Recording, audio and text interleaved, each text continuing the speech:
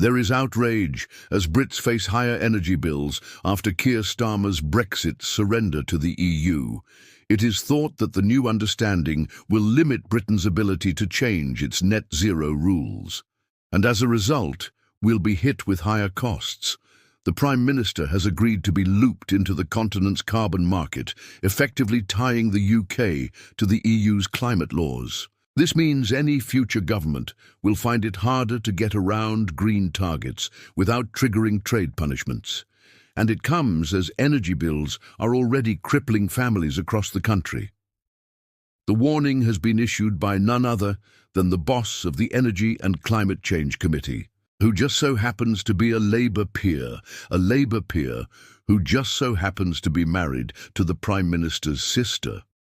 According to The Telegraph, he warned that the New Deal will make it harder for the UK to reduce its reliance on European carbon markets, which could drive up the cost of energy for consumers. He said, if we end up having to buy more carbon credits from the EU, that will push up the price of energy for consumers.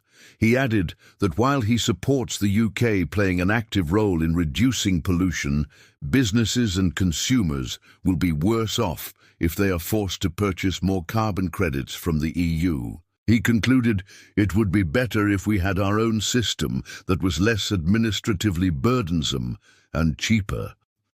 So even Labour's own climate change czar is coming out and saying this is a bad deal for the British people. Even he can see that the only people who are going to benefit from this are the bureaucrats in Brussels. So why on earth did Keir Starmer agree to this? Well, he didn't actually agree to it.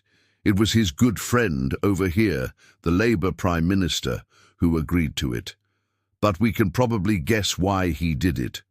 Firstly, he wants to appease the EU, because he knows that if he doesn't, there will be protests on the streets of Brussels and the good ship EU will sink. So he wants to keep those European countries happy. Secondly, he probably thinks that this will help him achieve his net zero ambitions. But he's wrong.